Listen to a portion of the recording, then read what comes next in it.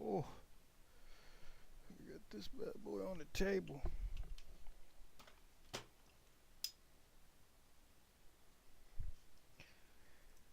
I'll get this loaded up over here.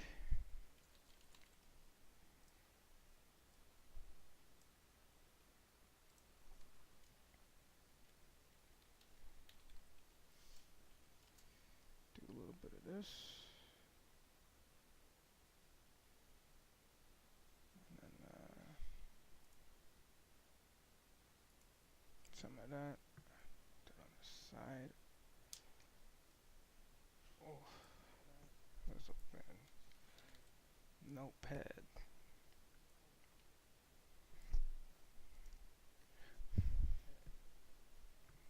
And then I think that's everything. I guess I'll Twitch it, tweet it out, whatever. I think that's it. There we go, hearing myself twice. Don't really need to hear my own stream.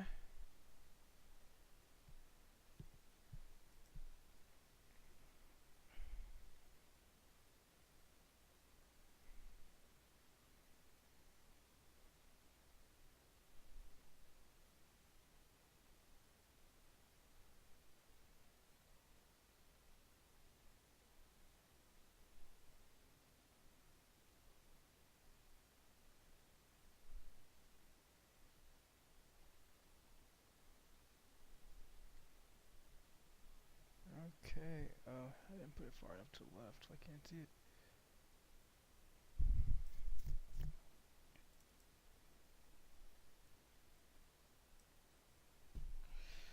I should edit it a little bit.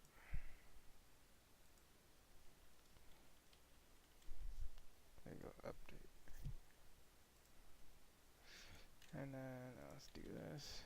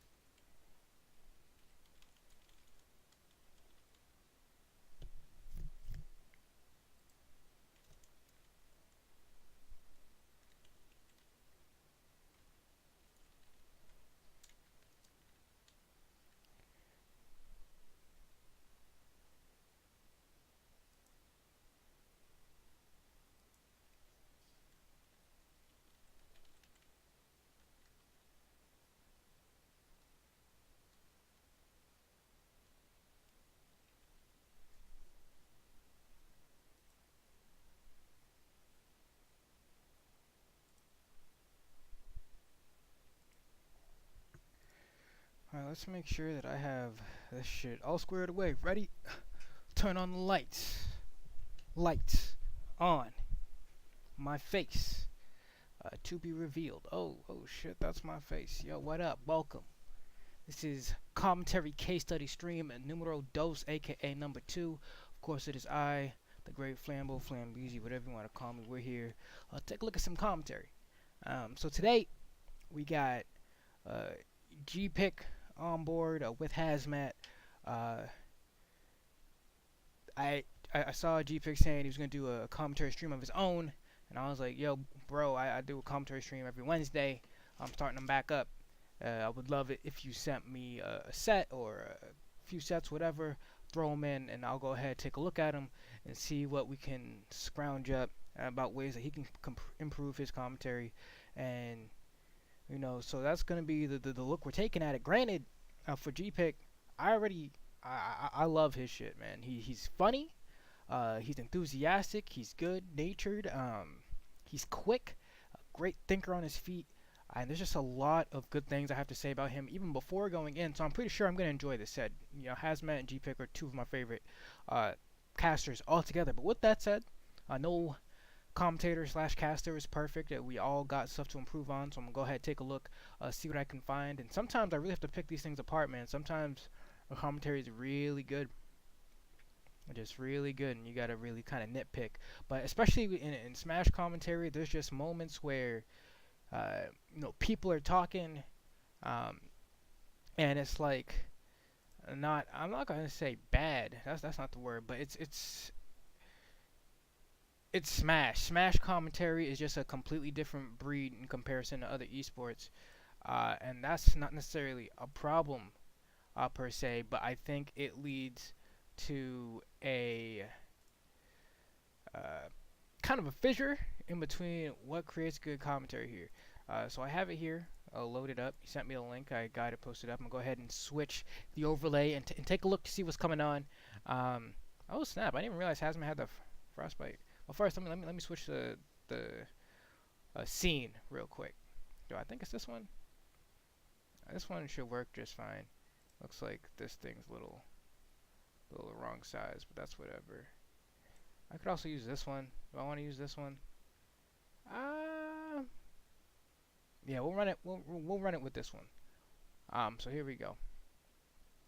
Let me make sure that Streamlabs and everything. Go ahead and refresh it. Just to make sure that it's all good. Yeah. Hopefully I get all the notifications for when people start following stuff. Last time I was being a little bit wonky, but I'm just gonna go ahead and go into it because I'm honestly expecting to hear some really cool stuff. And also, I was pretty busy the entire weekend of Frostbite due to my girlfriend's grandma being in the hospital, so I really didn't get a chance to check out most of Frostbite. I was kind of trying to find moments to find some things on my phone, but I haven't seen most of it. I know the results, but even then, a lot of the head-to-head stuff, there was a lot of stuff streamed and a lot of stuff to kind of go back and look at and examine both commentary-wise and gameplay-wise, so I'm actually excited. So I'm gonna go ahead and swing it here. That should be alright. I'm gonna make sure that I have, actually make sure I have the right overlay. Yeah, it's not on the right scene here. So let me go ahead and, what is display capture? Oh, this display capture is doing, no, it's not on. Right? What's on here? What's going on? Maybe gotta move this up. Maybe it's display capture 2. Is that the one I wanna put to sleep? There we go. Yeah, okay, cool. So we're gonna go ahead and start this off, see what these guys gotta do here. This isn't the link that I want, right? It's not. Where did I put it? Alright, so I gotta switch scenes for a second here to, I don't know if I got anything that's like not supposed to be seen, but I'm just making sure. Oh, it's here, I got it, no, we good. So go ahead and switch back. But yeah, so we're gonna see how this looks. Should be fun. I'm excited. And we're gonna take a listen. First, before I even go through it, I think it would make sense to kind of write things down here, right? And I always like to write things down as I'm going through commentary, and you'll see me maybe typing some shit in the middle of the set, or I might pause and talk about something specific. But there's kind of a few things that I'm going to lay out in the beginning that I think will make it easier when we're going back and saying, what did GPIK do well, what did Hazmat do well, so on and so forth. And I'm sure both of these commentators have a good idea of the things they do well and the things they could improve on, right? I know both of them have been around for a very good chunk of time now, casting, going to major events, so they aren't new by any means. So I'm sure they have a pretty good grasp on their strengths and weaknesses, and I think it'll be interesting for them to kind of compare, in a sense, with me. But with that said, I'm just going to write down a few things that I think are worth noting. Right, in fact, I'm going to go ahead and use WordPad instead of Notepad just so I can actually like change the size of things. Cool.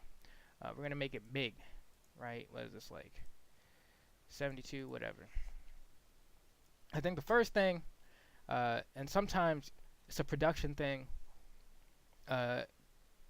is ability to be understood, right? Like how, I guess I'm going to say how digestible something is, right? Like if I can understand it as a viewer who may not tune in all the time, and this is always going to change depending on, maybe I'll make it a little bit smaller, but this is always going to change depending on who the audience is, right? So this is Frostbite. This is one of the biggest tournaments, second only, if even, to Genesis, right? It's kind of that same scale, S tier, PGR. Most of the people watching already know Smash, right? So what you're talking about, is it digestible to what you assume to be a majority Smash audience? You don't really have to go like super explain everything because you're kind of assuming that a good chunk of the audience is already fairly familiar with the game, right? So that's one thing. Is it digestible? Can I understand it without having to be someone who just focuses on Smash all the time, all day, every day, Smash in my life? Cool, right? Digestible. So I'm gonna be checking GPIK for that. Two, right? Um, Clarity. And this kind of goes in with how digestible something is, but you also need to be able to uh, deliver your sentences with clarity, and they should have a cohesiveness to this. And I think this is actually where most commentators struggle, and this is why I think, in my personal opinion, that Smash commentary has a very long way to go because of this one thing. Um, you watch any other esport, regardless of what it is, Smash is different. I acknowledge that, but one of the things about being a commentator as a caster is that your job is to talk. So if your job is to talk, you need to be able to uh, think quickly on the fly, but also deliver cohesive sentences adequately. And a lot of the time, you'll find a lot of Smash commentators saying, this, that, in the middle of their sentences, and then not to say that the essence of their sentence is lost, but then because of the haphazard delivery of the sentence, it's not as effective of a cast for the people watching, right? So I'm gonna call that uh, clarity, or maybe it's like a combination of like enunciation and I don't even know how to spell enunciation. I always fuck up on that. I probably spelled it wrong, but we're gonna keep it pushing, keep it pushing. Um, two or three. So you got how digestible it is, clarity, enunciation. Three, this is simple, knowledge, right? Is what you're saying legit? If I fact check it, will it add up with what you're saying, or will it be completely wrong? Similarly, this also delves into the realm of, do I understand not only just the game on a base level, like am I someone that's like playing Smash casually with my friends, or am I someone that's like actually sat down and studied it and has been able to produce uh,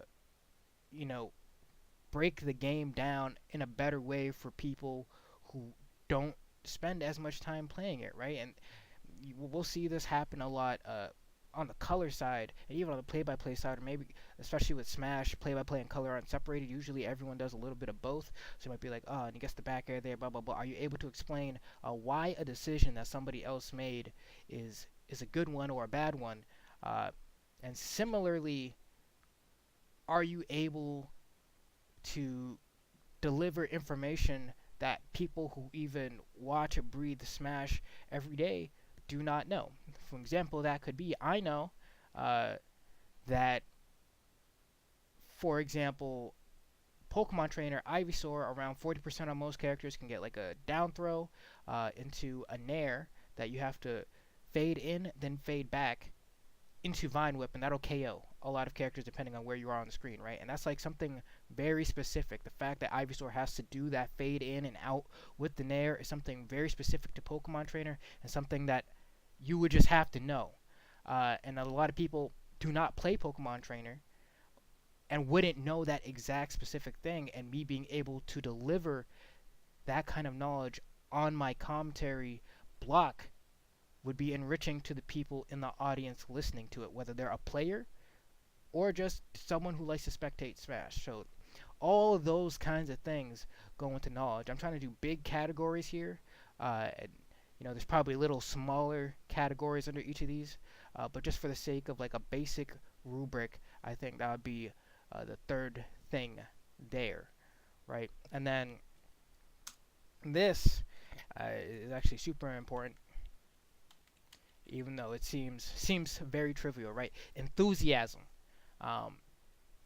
And this comes in a lot of different ways just because there are different kinds of casters, right? You have people like Keitaro or EE, the enthusiasm kind of comes in with their ability to joke around, say something funny, or really like live in the moment, and that kind of idea where they feel like they want to be there and they're enjoying listening to whatever they're watching, right? They make you feel like, oh man, this match is really interesting, and because they're interested, I'm interested. Because I'm sure you guys have all heard a point where people are like sitting there behind the mic and all you're hearing is, man, this is boring, or this sucks, or, I'm going ahead and pulling that up.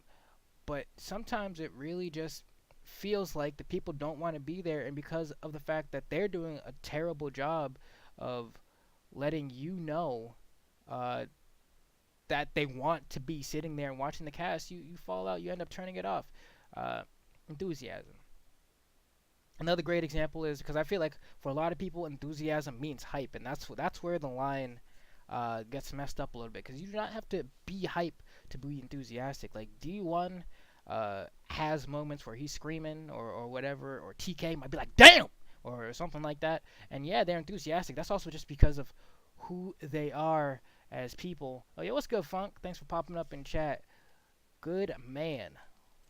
But that's the thing, like, enthusiasm really comes across in a lot of different ways, and I don't want people to assume that to be enthusiastic you have to be hyped, because then let's say somebody like Virum comes up to do commentary. You're not expecting Virum to sit there and be like, oh my god, wow, that's wild. Like, sure, he gets hype, everyone gets hype in their different way, but like, that's not his goal. Hype is something that's completely unrelated to enthusiasm. Man, I got that alert dumbly. Okay, cool. So we're gonna put enthusiasm as its own category, because if you're not enthusiastic, it just isn't gonna go well. But don't have that confused with just like delivering a moment. But with that said, I think this is like probably a good 4 things there that we can go ahead and look around and say if GPIK did a good job with being digestible, where his sentence is clear and pronounced properly, his knowledge, and his enthusiasm. And it's like, I think one more thing I might want to toss in there is, we're going to call this synergy, I guess. Because he has to know when to shut up, when to talk. And granted, Hazmat is an amazing caster, so I'm sure it's going to fall pretty easily for him. But he needs to play off of what his co-caster is doing. Because if his co-caster is kind of dead or not giving enough energy, he has to carry that energy to try to bring his co-caster up with him. And granted, there's only so much you can do as a caster to try and make your co-caster work with you. But since we have 2 professionals here, I imagine that Hazmat and GPIK should be doing a perfectly fine job of bouncing off each other and making it seem like they're 2 friends just kind of having a conversation and sitting down and talking about the game. Especially, what do you call it? Especially, man, sometimes that's the thing, bro. Sometimes I'll be saying something and my thought just disappears. But yeah, basically you got to work with your co-caster. It's just important. Especially, there we go. Especially if it's someone you haven't worked with before, you have to be able to pick up on that really quick. And the thing that Slime always tells me, if y'all familiar with Slime, he's the guy who works for Beyond the Summit. He makes all the funny skits and stuff. And Prague would say this back in the day too. Slime always says that one, commentary should be like, yeah, especially for Smash, and this kind of is more on the melee end than the Ultimate end. I feel like Ultimate's a little bit more esports, but the idea that you're sitting down on the couch and maybe you and your homeboys got a game on of some kind. Maybe you're watching the playoff games or the NBA finals or something, and you're like, oh crap, I can't believe he didn't take that shot, or he missed that 3 or whatever. And it's kind of that homey feeling of sitting down just watching a game with a homeboy, and that way it feels a lot more natural rather than rehearsed. Prague would always say, treat commentary like, 1, it's a conversation, but 2, like you're going on a date with a homeboy, especially if it's someone you haven't done commentary with. Try to feel them out, feel like what they like and what they don't like. Do they find this kind of humor funny? Not so much. Then we'll try this kind of humor. So you can really kind of weave your way in and try to make sure that by, not the end of the cast, because the end of the cast is too late, but by some point in the cast, you've already established what works and what doesn't, and you're able to roll with that. Let's see what you got here. Not a lot of people help casters improve. Enthusiasm is the game, especially for opening sets of the day. Honestly, I'm gonna give you 100% agree on that. Uh, Not a lot of people help casters improve, and not a lot of people uh, are actively willing to sit down and do it. Like, I know there's that commentary Discord where nobody says jack shit because there's a bunch of commentators who are sitting down who are like, I want people to like look at my stuff and like help me out, but they're not willing to sit down and look at other people's sets and help them out. So that's a lot. It's just like a giant echo chamber of nobody doing shit. But not here, man. Here we're trying to help people. If they send me a set, I'll look at it. This is my second season of doing this too. The first one ran pretty well. It was a lot more melee centered back then, but I feel like the melee commentary game, at least around my local region, has definitely died down almost tenfold, but Ultimate is still quite strong. But with that said, we're going to go ahead and take a look at this set.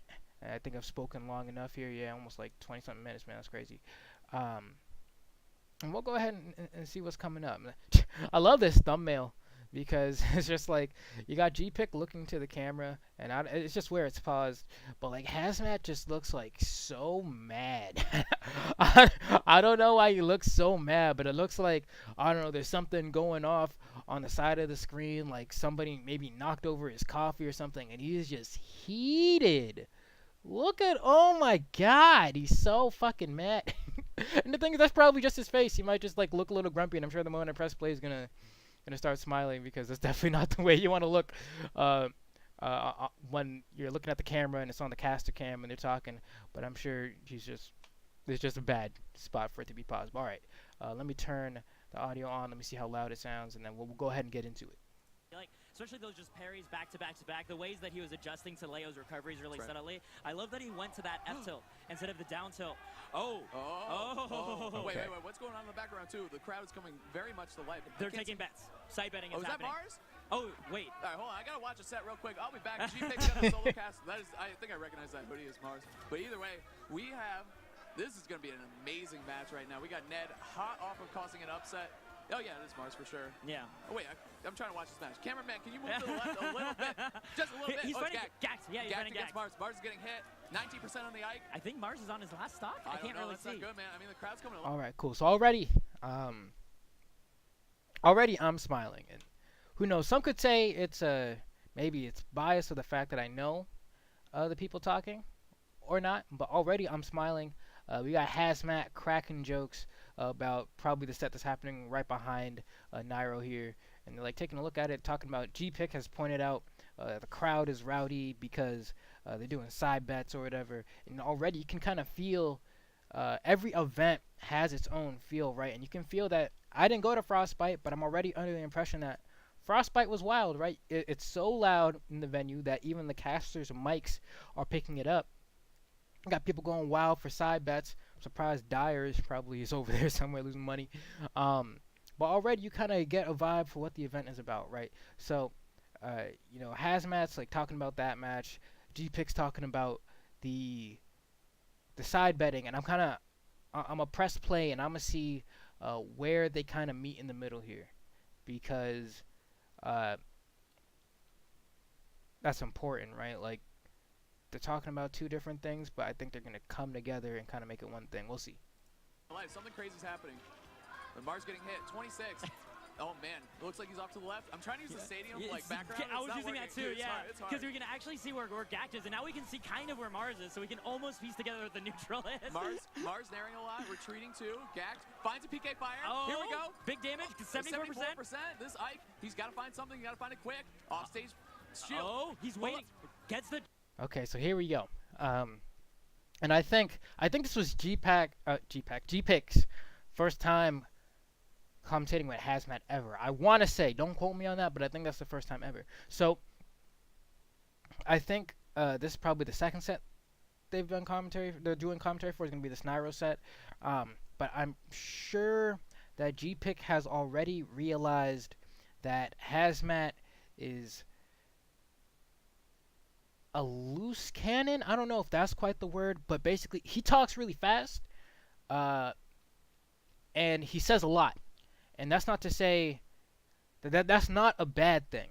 It's just hard if you have never commentated with Hazmat before, to kind of understand when he's going to stop talking, right? Like he's going, and you can see that GPIK is taking a moment to try and come in and say something, and Hazmat is still going, and he's like, ah, shit, he's still going. I'm gonna back off, and it's like, whoa, I wasn't okay. I guess I'll wait.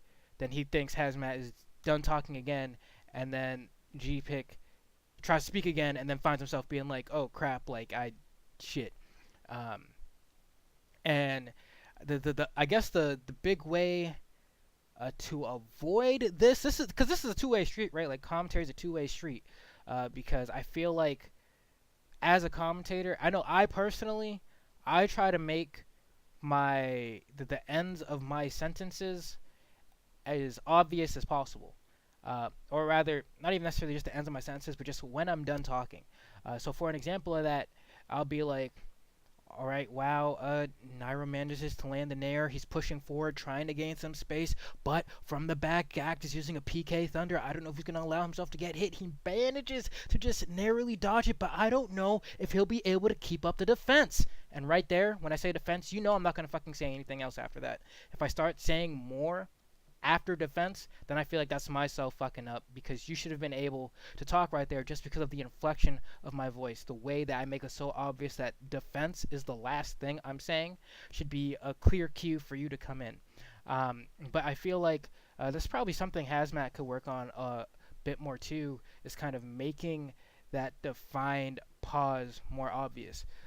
Because for GPIK, he's kind of guessing, right? He's like, when do I talk? Can I talk now? Can I do it yet? No. Oh, I guess not. And something, funny enough, that I learned from Pierce, your thoughts on Pierce's side, because I know everybody got feelings about Pierce, but, something that's indisputable, I think, is that whether you liked or hated Pierce commentary, he had a very strong, positive support for his commentary in Twitch chat whenever you would see him come up. There'd either be people saying, man, I hate Pierce, or people saying, man, Pierce is so great, Pierce is so hype, his knowledge is whatever. So thoughts on Pierce's side, something that Pierce taught me, man, see, that's something, I slip up on my words a lot. I feel like I talk too fast sometimes, and I like kind of lisp it. But me and Pierce did commentary at Collision last year, and before we went live, or we thought we weren't live, but we were actually live because production lied to us, is that he took me aside, he said, all right, let's warm up a little, let's talk, let's see what's going on. And after talking maybe for a couple seconds, he took me aside and he said, all right, listen, I need you to come in with confidence whenever you're going to speak, because if I am saying something and you want to say something and you come in like, hey, I'm just going to continue talking over you because I like clearly have the like overpowering voice right now. But if you come in when I'm talking, and let's say Hazmat saying his thing, and then GPIK comes in and he's like, yeah, man, and what, and he's just like so like clearly like, hey, this is my moment, I'm taking it regardless of the fact that you're talking, Hazmat will be forced to shut up. It's either he'll be forced to shut up, or alternatively, they'll be talking over each other super loudly. And the thing about that is, at this level of commentary, no one's going to want that, like if stepping on each other's toes like that. So the likelihood is he'll probably reel back if he feels like he's been talking either for too long, or he feels like you came in confidently enough that he's like, oh crap, I should just stop talking, listen to what he has to say. So sometimes it's just a matter of like forcing your way in to make people understand that you want to say something. And like alternatively, if you don't want to take that kind of like, because I feel like that approach is kind of aggressive, the alternative is, rather than kind of just like forcing your way in there through your words, you can just use hand signals, right? So if Hazmat is saying something, especially he's a commentator you haven't worked with before, and he's going on, he's going off, he's saying his thing, you're trying to find a moment to chime in, and you've tried a few times, you can't seem to find that groove yet, you can just establish either beforehand or even during the set like a hand signal kind of code, so you know explicitly when to talk. And it doesn't really have to be super in depth. Like I know Fendi, aka Fendrick Lamar, did this all the time. He would do like I think it was a fist for if he wanted to talk, or I think it was a fist for maybe when he was talking. No, what is it? I think he would look at his co-caster and give them a hand, right, to like stop, like, hey, I want to say something, and then he would give them a fist when he was like kind of done, or something like that. You can make up your own. It doesn't really matter. I feel like just putting your hand up and saying hey, and like pointing yourself and like putting a hand will signify to your co-caster that you want to say something, and they'll probably stop, and then give them a thumbs up when either it's good for them to talk or it's you want to talk. So that's one way to do it. But we'll see, because we really haven't even gotten like deep into the set yet. It's just the beginning. That could have just been an observation that I ran with too far. But just something to keep in mind, especially since hand signals, if it's not on the caster cam, you can always kind of use them, and there's no way the audience will know. No, he doesn't punish the jump. Actually, Gak just stays at the ledge. Finds himself a up throw. No, up throw. Did he up throw? I can't see, man. Oh, he got the BK Thunder. Did it? Oh, It killed. Wait, Mars has 2 stocks. Never mind. Beautiful. That was his first stock. Also, just quick aside, I said either they were going to talk about kind of the set playing in the background, or the side betting in the audience, right? No matter what, they're like in that intermission stage where a match hasn't been playing yet, so they need to kill time somehow. And I think GPIK was like, all right, he's going with the match on the side here. All right, I'm gonna run with him. Similarly, Hazmat could have just been like, oh, he wants to talk about side bets, let's talk about side bets. But no matter what, they have to pick something to fill in the time. So I think it's a good idea that they just picked one of those things and started running with it. Now, the one thing about it is, I'm sure you can see from the screen already, like, I'm looking at this VOD on a TV, right? And it's already pretty hard for me to see what's going on off that tiny screen that's like a small fraction of my bigger screen. It's a pretty big screen that I have. So I'm wondering, like, yeah, we can like kind of see it. I'm sure they're watching it on a little monitor, so they're probably seeing even less than that. But alternatively, I would say maybe not dwell on what's happening in that too long, because of the fact that I don't know if that's on stream. I'm assuming it is, because this should be the main stage. Maybe that's the other part of the main stage. But they got their own set of commentators going for that. So you have to bring the energy for this match coming up in real soon.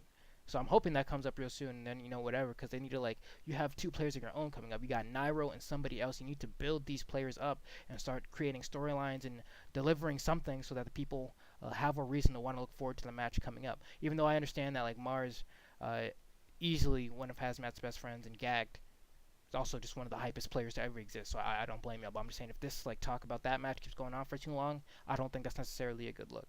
That's what we meant. Oh, that's it. It's a blurry screen, man. Okay, hold up. Okay, we gotta reel it in. We gotta reel it in, because Nairo's reeling it in. He's putting the heads on. See, and that's why I love Hazmat, because same thought process, and I'm sure even you, GPIK, to a degree, we're thinking the same thing, right? You were probably like, all right, we can't like hold on to that too long, but he brings it in. He says, all right, we gotta reel it in. We gotta reel it in. He's not even like shy about it. Doesn't necessarily care about the fact that, like, because there are some people who really hate bringing attention to the fact that they are commentating. Hazmat, not one of them. And I don't think there's necessarily a right or a wrong way to go about it. Some people are like, wow, it's kind of like when you mess up on stage during a performance, do you keep going with it, or do you acknowledge that you messed up? I think commentary is a little bit more freeform in the sense that you can, like, bring attention to the fact that you're kind of gooning a little bit and you need to, like, bring it back in and start focusing on what's in front of you. And I think in a lot of cases it's almost preferred to kind of make it like that for the audience, because then it feels as if you're more relatable. And being more relatable, good thing. Shout out to all the knifers out there. Sorry. Get your Nairo Apexes ready. He's going to have a tough match ahead of him, though. I mean, Ned, we were talking about him a little bit before GPIK. He's a guy who showed up in Smash 4 around the DLC era, as I like to call it. He showed up, picked up Cloud, had really strong, good fundamentals, started seeing results. And, like, here's the thing, though, is, like, a lot of people might have been like, you know what, Ned, he's that Cloud. He started doing good with Cloud. And, like, yeah, Cloud was an amazing character, but he had wins on such players as Oh, look at, he's got the Pokemon trainer. Oh, is the Ash catch him? Oh, okay. Look at Nairo. Dude, Nairo the point. That was so sick. Okay, so for Hazmat, he took that right, like he took this moment to introduce the characters, right, and he decides to focus on Ned, right, and that's a good decision from him because Ned, everybody knows Ned and Nairo if they've been following Smash to this point, but more so Nairo, right? Like Nairo has the Twitter followers, he has the championship belts under his name. He's one of the most watched people on Twitch. Everybody knows who Nairo is. So it makes more sense to talk about Ned in this scenario because he's clearly the underdog. And you always want to build up the underdog here, especially since we haven't seen much of Ned outside of his kind of regional performances. So I think it's a good job that he decides to go the Ned route. The only thing that I don't super love is that he didn't finish his sentence, right? He was talking about Ned has beaten people like, and then he sees the whole Pokemon trainer intro thing, and he's like, oh crap, like, I want to bring attention to that. But I would love if he had finished that sentence, or if later, after this match starts, he starts bringing attention to it. Because you do still have a little bit of time while the match is in its preliminary stages to bring attention to stuff like that, like wins and stats or whatever, because since the match has just begun, unless it has like one of those crazy openings or somebody does a 0 to death, you're usually able to not talk about the match for a little bit in order to better set the stage for the players in that match. But if you wait too long, like let's say it's getting towards 2 stocks to 1, getting close to that last stock scenario, you're going to lose that opportunity to set that stage. So I'm glad that Hazmat opted to go for Ned there, but we're going to see if GPIK gets a chance to chime in a little bit. But yeah, Ned had a ton of great wins in his Smash 4 resume. He was one of the players to be able to like take out Zero as well as a bunch of other fantastic names. But this is of course a different game, but his Squirtle is going in on Nairo all the same. We were talking about this before our block, Matt, about how exciting Pokemon Trainer is as a character because he gets to swap between all sorts of archetypes. Yeah. Okay, so I'm noticing from GPIK, and granted, I think I've only really heard GPIK do commentary for Rivals. I think it's just like sets that I've listened to offhand, because I remember I've listened and watched pretty much every Rivals top 8 or top 4. Jesus, see, that's something I need to work on, slipping up on words. But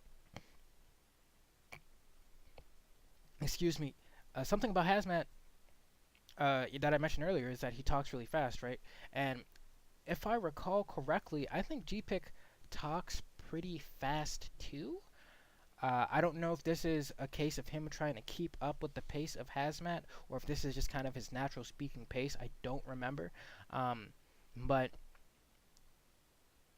don't necessarily feel the need to speed up if you are speeding up. I don't remember. I don't have like really anything right now in front of me to cross-reference with your natural speaking voice or speed per se. But don't feel the need to speed up if you're speeding up. If you're not, ignore what I'm saying here.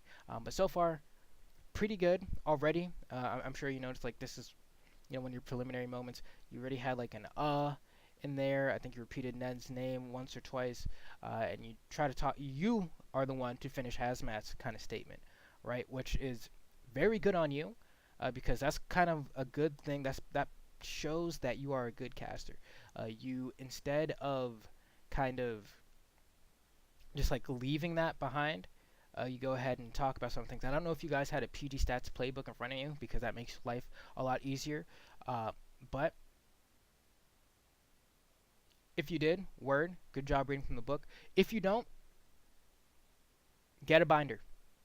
Get a binder, and anytime you get hired for a major, write down notes about head-to-heads of any PGR player confirmed for the event, and any up-and-comer you think you should have your eyes on. Granted, you were only supposed to cast Rivals at this tournament, and so was Hazmat, so there's no reason why you guys would have prepared notes for Ultimate unless you like preemptively thought that you might find a chance to get a block here. So I'm going to assume you guys either had a playbook or something, or maybe just knew off memory or what, but that's just something to keep in mind.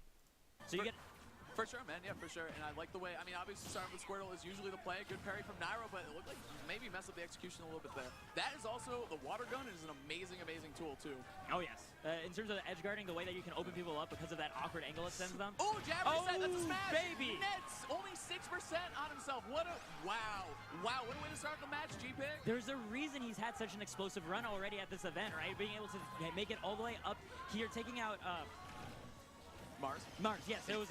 I didn't want to say it. He's right. Very good. Now, I like the fact that you take the pause there. A lot of people may feel differently, but I like the fact that you take the pause because there's nothing worse than saying the wrong thing, right? So I'd rather someone just stop and think to try and say the right thing, or alternatively, run that off as he beat. I can't quite remember who it was. Someone really good. I'm sorry, I can't remember. I'll go find out later. And then moving on with it because of whatever. But it's glad that Hazmat like knows and he's just able to say he beat Mars, and you're like, oh yeah, that's who he beat, and move on with it. There, man. I'm ready to, but either way, oh my god, he's not even switching up the Squirtle yet. I feel like this is like, I don't know, dude. When I play, I hate fighting against Squirtle, and I get kind of relieved when people switch off him a little early. Oh yeah, yeah. Okay. Got a little note from the production. And I think that was a clear moment for you to say something. You know, it was kind of like a pause. Maybe you just didn't have anything at the ready to say right there. But I think Hazmat, he hears your oh yeah, and he's like, all right, I'll wait to see if you're gonna say anything else. You haven't said anything else. I'm gonna say something, right? So he doesn't necessarily steal your turn. That's not the way I'm gonna say it here, but he just assumes that that's all you're going to put for your turn. And sometimes, you know, depending on the caster that you're working with, they'll leave that window open a little longer or a little shorter, right? Like for me, in that scenario, I might have just like continued to wait because I felt like I was talking too much, and then just wait until you found something you wanted to say, unless the pause was like so extravagantly long that I was like, oh man, like I need to say something. But staff here, thank you very much. Ned is a Squirtle specialist. A specialist, yes. Out of the three, which is interesting because usually Ivysaur up air. Look at he's staying firm though on the Squirtle. Oh, using it to reflect the withdraw and knocking away Ivysaur. This might require a Charizard switch. No, the Binding Whip is going to be able to barely make it. He's got distance on that whip, that's for sure. Here we go. Nairo chilling a little bit. He's trying to find his. You know what? That's the thing. Like, okay, the Charizard. Okay, why not? Let's go, Ned. See what he's got. He's back air. Okay, of course. Why not? Sweet spot back air. Like, look how much forward tilt did, right? Sweet spot back air is absolutely going to annihilate Nairo anywhere on the stage. Okay, just grab release and see what we can get. Oh my God. He reacted, dude. Oh, he's playing so well right now. Ned playing amazingly. And Charizard's heavy, man. Nairo's work cut out for him now. He's going to have to hit something hard. That Nair's not going to kill. It might have ended Squirtle, though. Oh, wait. Ned is switching again. That is surprising. I thought he wanted to stay with Charizard so that when his stock went away, he'd go immediately into Squirtle on the next one. Down air. Okay, doesn't get it. Biggest okay, so this one's more of an observation than anything. I think the reason that he decided to switch there had actually like I think you're right. That he probably wanted to stay with Charizard, probably get like a few more percent and then just up throw off a side platform or something and come up the top. But Nairo placed that explosive flame in such a spot that he probably either had to burn a jump, which as Charizard, your jumps actually don't even take you that high, or air dodge. And in that scenario, air dodging is really punishable, so you don't really want to air dodge in that scenario. But the other option he has is using withdraw will give him invulnerability, I believe, from frame 1 to like 20, and it won't move him in the air, so he can actually just wait out the explosive flame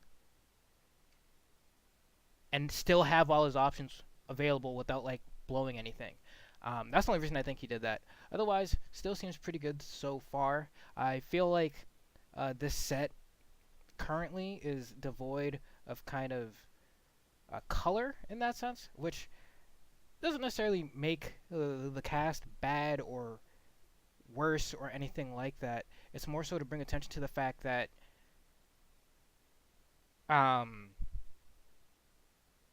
it's probably just a really fast match, right? Like Palutena, Squirtle, everyone's jumping at each other. Palutena, Ivysaur are still running at each other, and these are just kind of like two fast characters in general. Even when Charizard's on the screen, still usually when Charizard's on the screen, He's okay at playing defense, but has to run in sometimes to kind of get the damage, and he's behind right now, so he has to.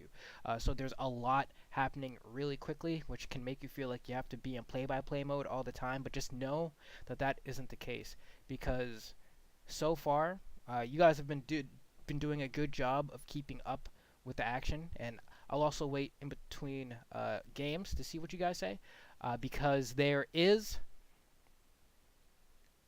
things to be talking about in terms of how the neutral game is won, and how the punish game is being executed, and what Nairo is picking up on and habits and stuff like that that hasn't really been had too much attention brought to it. But this is also, you still have 3 stocks on both players. First game, you haven't really had a lot of time to kind of figure out those things. So we're going to go ahead and see how the rest of this goes. Hitbox in the game. Not really, I'm just saying that. Back row, okay. Oh, good DI, he's living. Oh, no. No. Not like this. What happened? You pro controller, it's done. This is it. I am done officially. You guys are done. That is it. It's officially done. What are they going to do here? He was off stage in a terrible position. I think they're just going to let it rock. Nairo shaking his head, though, at it. I don't blame him at all, but still picks up the explosive flame, takes care of that Charizard, but it's the Squirtle again he's got to deal with. I'm disgusted right now. I'm truly upset, man. I don't know what else to say, but we got to get back into the match. The show must go on. Yeah. Unfortunately, these players, they got to just brush it off. Got ourselves up air. It's an up air. It might have been a Night Boost Pro controller, because Nairo's really picked it up. That was the dirtiest icing I've ever seen on a player's momentum. Like, here we go. Hold on. Okay, just grab releases again. I like that grab release because it kind of forces you. You get grab release, like, is he going to come at me? Like, what's going to happen right here? He kind of stays in the advantage very nicely. And like right there. Because you're dealing with Charizard on top of that. Exactly. Right there, like a few seconds ago, you made like a sound. Most people won't catch on to this kind of things when they're watching content, but I noticed that you were ready to say something and you realized, oh crap, this isn't the moment for me to talk again. I'm not going to say it. And then let Hazmat finish saying what he was saying. But that's just a scenario where if you're getting to the point where you have like the word half out your mouth already, just come in barging. Just kick the door down, because you've already half committed. Like, there's nothing worse than like half committing to something. If you're gonna say it, just say it, and say it confidently. If you're not gonna say it, shut up. But don't like go half of the way where you're like, because then it just sounds like you're making weird noises on commentary. But I hope it doesn't come off as like abrasive. I'm just like trying not to coat things lightly. Because so people are my friends. Nairo has really hit a stride here in the neutral. There you go, good punish on the flare blitz too. Explosive flame, very nice, and scoop to the up air. That's going to KO even the very heavy Charizard. Yeah, Nairo sneaks back this lead, and Ned going immediately for the Ivysaur to pick up the stock. Looking for a little bit of range. No, actually still insisting on the Charizard. It's so surprising because it was a Squirtle that found so much momentum and found the first stock of the game. And there you go. But finally the second stock of the game is that Charizard. Back air clearing out that pesky second stock from Nairo. He did such a good job with that second stock, man. But now we got Ned back in his tried and true. His one love, Squirtle. See what he can do with it. Fair. Okay, nice. Chaining it together, getting a grab. Here we go. Ooh. Yeah, and see, this is where I get a little wary, right? And not necessarily of you, but I feel like there are like clear moments here where I think it should just be given for your turn to talk, right? Like if I rewind this like a few seconds, and you're gonna listen, right? Because to me it feels like Hazmat says, we're gonna see what he's able to do here. Pause. All right. Pause, may I just like get a grab or something like that? And I'm like, if you're gonna do that, it feels like a little more of like a solo cast rather than like a handoff to the person who's sitting there with you. That's me personally. May disagree or agree, but to me, I'm just like, that's clearly like a moment where I think he could have handed it to you and let you run with it for a little bit. But you listen to this and tell me what you think. Insisting on the Charizard. It's so surprising because it was a Squirtle. Right, you talk about this Charizard thing, listen to this. The first stock of the game. And there you go. But finally, the second stock of the game is that Charizard. Back air clearing out that pesky second stock from Nairo. He did such a good job with that second stock, man. But now we got Ned back in his tried and true. His one love, Squirtle. See what he can do with it. Fair. Like right there, I feel like, what do you say? See what he could do with it? I feel like that would have been a great moment to let you chime in. But I'll see how much longer after this line comes through. Where we'll see like when you get a chance to talk. Okay, nice, chaining it together, getting a grab. Here we go. Ooh, Net with the pressure, man.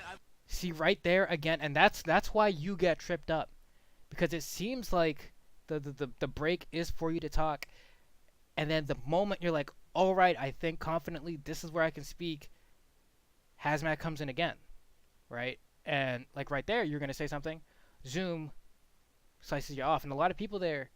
I've been this person before, so this isn't like me taking shots at Hazmat. It just happens to be the person you're co-casting with here, where something finally cool of note happened, and you're like, oh, I want to talk about it, but you've already been talking. It would be great, especially in a scenario like that. Sometimes I'll just stop what I'm saying.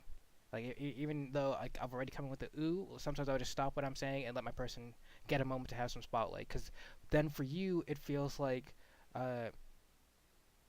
how do I explain it? That, like, whenever, like, a juicy moment happens, you'll never get a chance to say anything about it because they're the easiest for people to react to.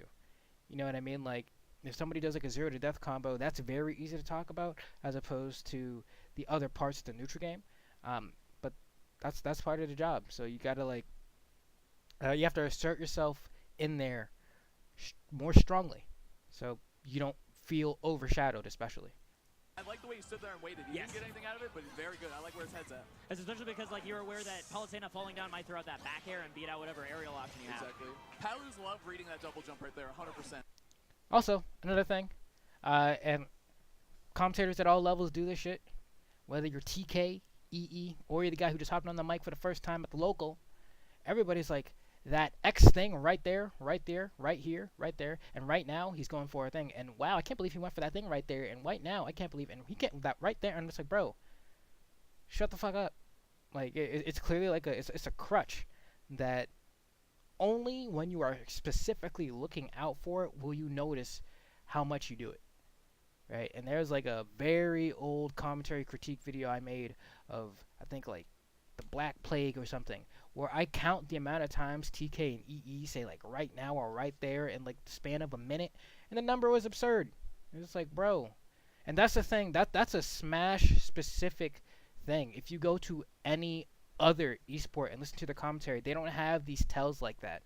But this is because since Smash commentators aren't trained specifically to do this, or have any sort of like official kind of breeding ground for commentators, they often find themselves falling into this hole where they want to mask the fact that they can't fluidly create sentences sometimes, so they throw in right now or right there or some other kind of filler word so they can have more time to think of what they're going to say next. But really the answer is, if you find yourself in that scenario a lot, just slow down. Just slow down. Because the slower you talk, the more time you have to think of what comes next. Just throwing that out there. Like looking for that up air, it's so active, it's so tall. Careful on that jump. Ooh, I'm surprised he didn't up air right there too. And there's coming out strong for Ned. Oh goodness, here comes another one. Trouble for Nairo. Oh, barely shy of getting the grab on the shield. Ned just backs off. Let's Nairo. See, that was 2 moments already in the span of like 10 seconds where you thought it was your turn to talk, but it wasn't your turn to talk, and you found yourself getting overrun. Have that corner for a little bit. Nairo forces his way out with the shield and takes full stage control. Good switch out. He's going to get the charge out too. He's going to have to recover though. Up smash, super active move. Nice wait by Ned. Here we go. Down throw. Back air. Good confirm from Nairo. And that is good. Again. You try to say something. You get cut off. And, you know, depending on your point of view listening to the set, some may say, like, this set, or at least not the set, maybe this game, I don't know how the rest of the set goes, we still got a good chunk left. Some may say this game feels like the Hazmat show. But that's another thing about being a good commentator and a strong commentator. Especially as a commentator who's trying to gain traction, you are trying to find as many opportunities to talk as possible. And I don't think necessarily this is Matt's, like, thought process per se. I just think he's very quick-witted and jumps at opportunities like that. But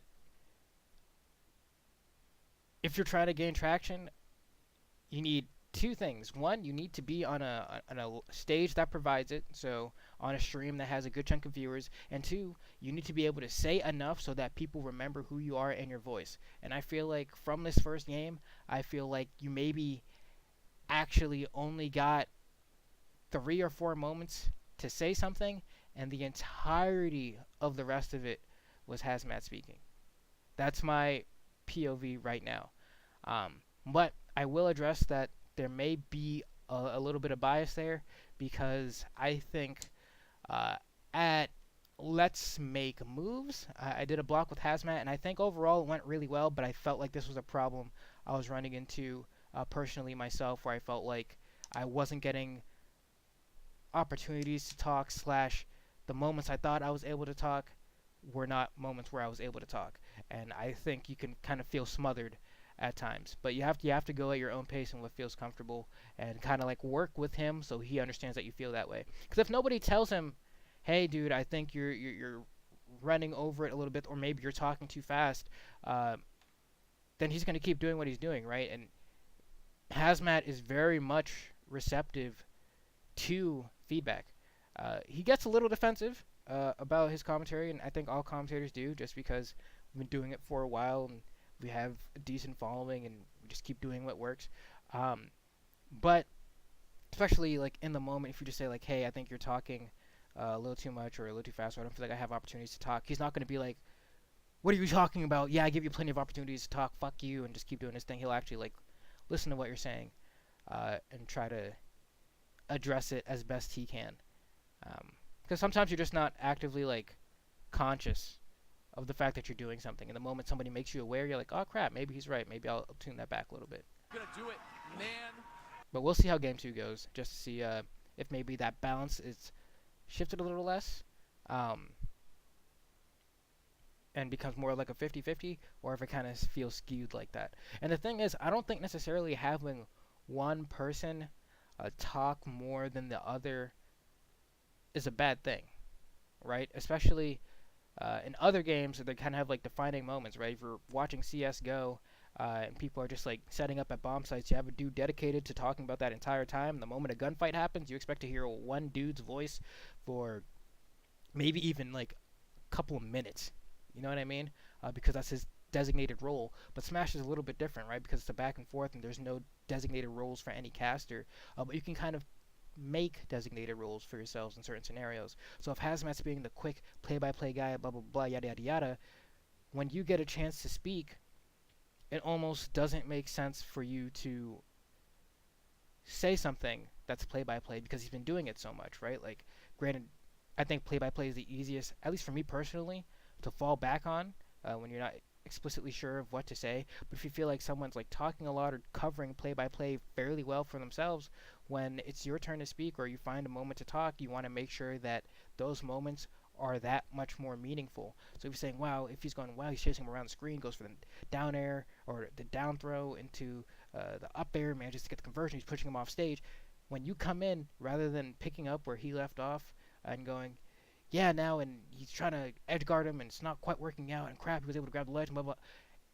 I think, and once again, you know, it's personally how I feel personally, because commentary is subjective. I think for you, it would be better if you were like, instead of going with play-by-play, you said something along the lines of, yeah, man, it's crazy how Nairo has been able to put Ned in these edge guard scenarios over and over. We always see in the neutral game that Ned tries to go for an aggressive option, maybe trying to mix up Nairo with his offense, but Nairo is always privy to his offensive option and manages to get an opportunity to either secure a grab for himself that leads into a conversion that sends Ned off stage, or alternatively, he'll have his back toward the edge and is able to back throw Ned off stage that way, and that way he's setting up for his edge guards.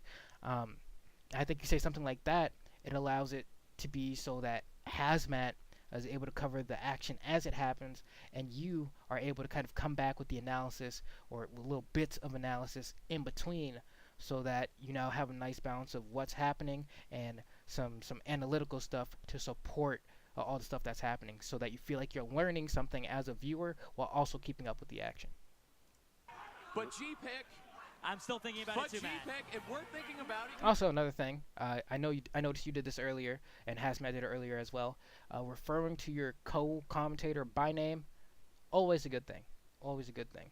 I think it's hard to overdo it. But I also think a great scenario to use this is a TriCast. But those happen rarely. But in general, referring to your co-caster by name makes it feel more like a conversation to the viewers listening at home. And also, if you want to kind of sign to your co-caster that you are going to stop talking soon, you would say, GPIK, this is getting crazy. I don't know how to feel, man. What do you think? Easy, especially with a question. Direct address plus question, OP combo commentary. OP combo. You know they're thinking about it. Yeah. Look, they're definitely talking about it right now. Oh my. Yeah, that shrug can only be that was just stupid. It hasn't literally happened. the whole match changed. Right there, you got cut off again, but also you tried to say something before.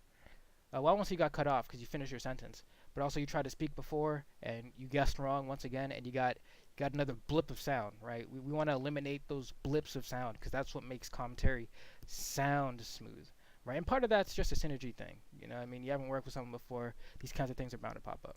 And I'm not discrediting, obviously not. How can you discredit Nairo? He's awesome. Yeah. But like, man, the whole match changed right after that. It's crazy. Oh, I mean, that's sort of like the technical difficulties. As much as we want to live in that platonic world where, like, Nothing oh yeah, wrong ever happens, we yeah. have our game headspace, which is perfect and pristine, and everything outside of it doesn't touch it. That's not true, right? Any right. little mishap like that, you're just feeling it constantly. Whenever you get hits, like, man, but if I still had that momentum, though, right? If that screen didn't pop. Okay, here I'm just gonna say, might want to slow down a little bit. Especially because there is no commentary, not commentary, there's no gameplay on the screen right now.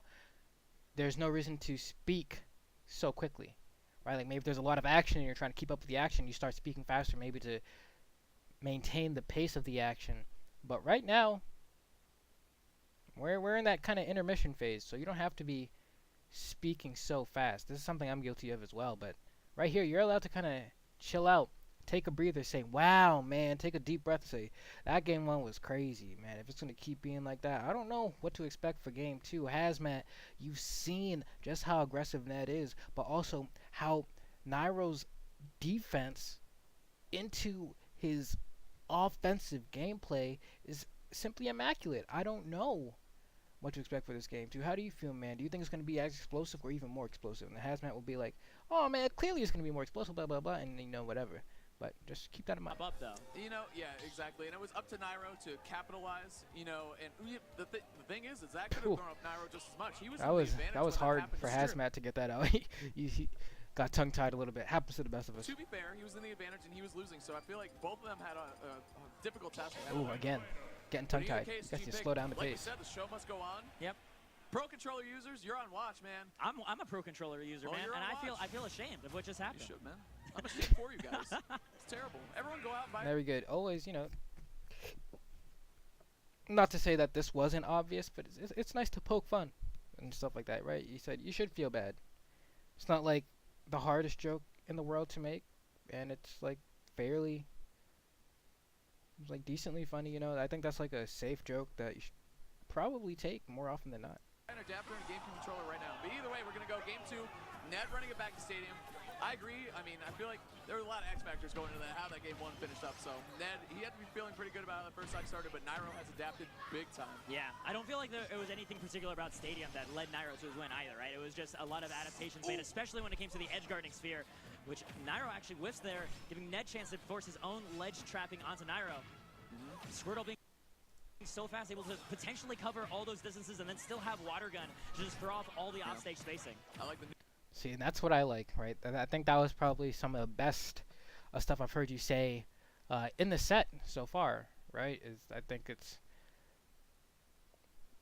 pretty well said. I think you probably, I don't even know if you messed up in the delivery of that. Maybe had like one blip, but it was pretty good. And it was smart, right? It was insightful. It showed that you were thinking about more than just what was on the screen, but also just in depth and kind of matchup theory and the use and bringing attention to all the tools that Squirtle has in the matchup, and I think that's insightful and good. And now we're gonna have Hazmat come back in and probably pick up with play-by-play.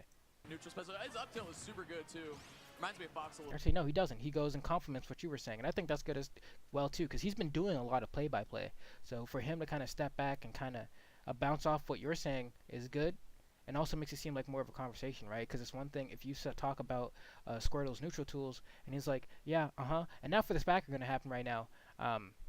Which, sometimes it does happen. I'm guilty of doing that same exact shit sometimes. But also sometimes people be saying stuff, and I'm like, I don't I don't know what you just said, but I don't want to let you know I don't know what you just said, so I'm just gonna focus on the match again. Yeah, but you know you have to. It happens to everyone though. Sometimes you just gotta cover it up. I mean, just pops him up right in front of you. Oh, it's a party starter, man. Party starter, that's right. Here we go. Ned trying to find his way back. Still on Squirtle at 104%. There you go. Good grab, too. I love it, man. I love the confidence with the Squirtle. I'm telling you, like, this character, I hate fighting against this character. I feel like a lot of people do. He's a neutral master. I'm just wondering. Right, you say it's a party starter, man. Which is like I think that's a pretty good line. Might be able to be delivered better, maybe. I don't know. This is me just thinking like in theory. I don't really know for sure, but I think a strong part about what makes commentators likable is their delivery on certain jokes, and just kind of like memes and stuff like that. And saying it's a party starter, man. It's not a bad line. I'm just wondering if there was a way to kind of deliver the same line / idea of it and get more bang for your buck. But this is just kind of thinking about comedy in a sense. Like, it's a party starter, man. Or, man, you know what gets the party started. Like, two different ways of saying the same thing. But I feel like one has a little more, I don't know. You can tell me if you agree or disagree with that. Oh, yeah. So fast.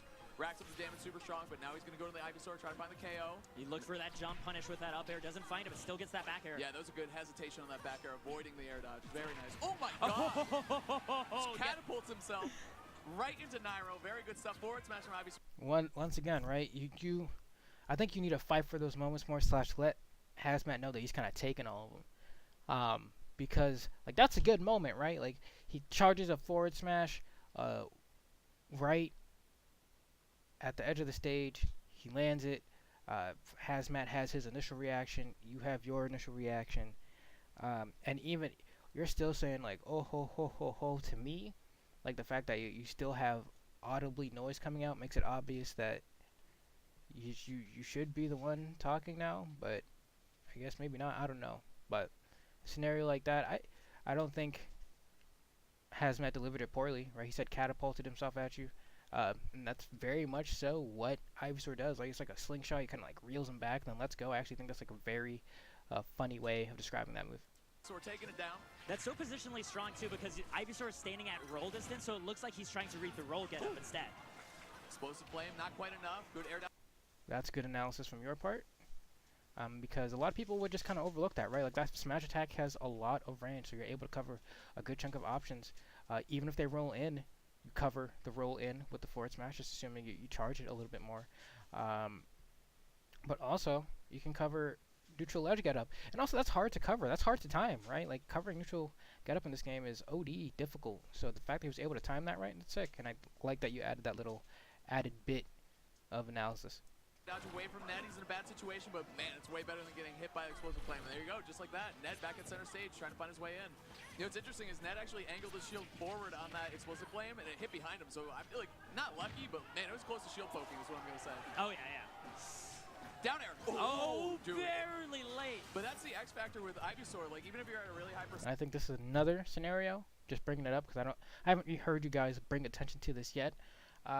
Where Ned opts to go for the switch to dodge the explosive flame and then get back down. I think these are kind of like, I don't know, I'll see, I haven't been counting how many times this happens on the set, and maybe you guys will bring it up later, but I think these are some of the things that are intricate about a matchup that are very important to point out to the viewers, because then if you're able to point at it once, like say, like in the beginning, you're like, sometimes you're going to see withdraw used to get out of throw combos and avoid explosive flame, and then it keeps on happening. People's trust in you as a viewer skyrockets from that point. Every single time after that point where it happens, it skyrockets and has people understand that, oh yeah, because the same way that you guys may or may not have seen it yet, people watching at a base level may not understand that yet. So if you're able to bring that out, people are going to be like, wow, like that's so insightful, that's so knowledgeable, I didn't know about that. So that's something that I hope you guys bring attention to at some point. Or maybe you said it before and I just missed it. If you did, might be.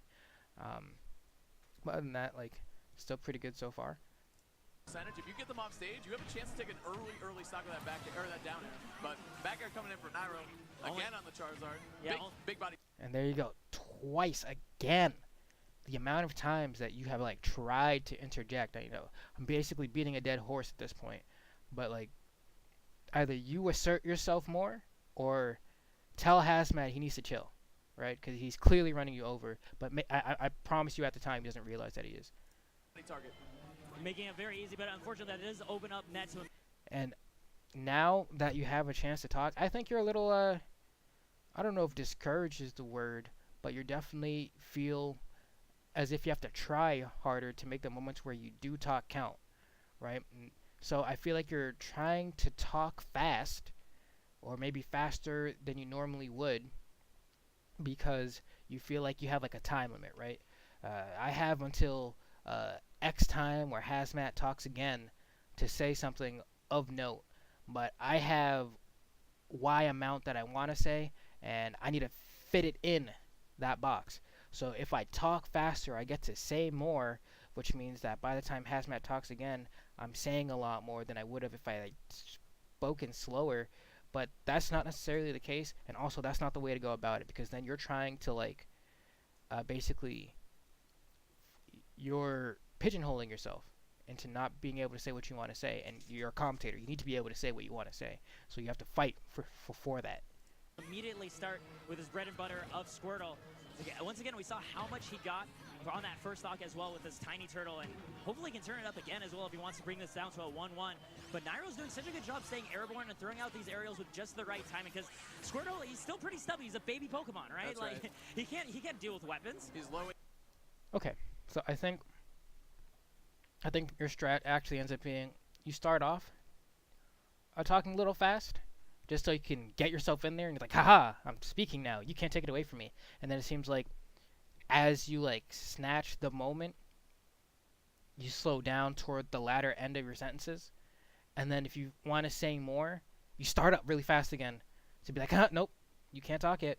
And then you slow down on delivery, which, I guess that's one way of going about it, but it doesn't solve the core problem.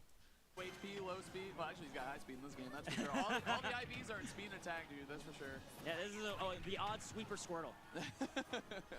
The Eviolite, let's see how it's working for him. There you go, back air, nice, using the multi-hit, catching Nairo in the air. Yeah, Nairo finally gets to touch ground after almost 70%. I know. That string was crazy from Ned. He's doing such a good job. Squirtle doesn't really have a whole lot that he can attack. Well, actually, I think he...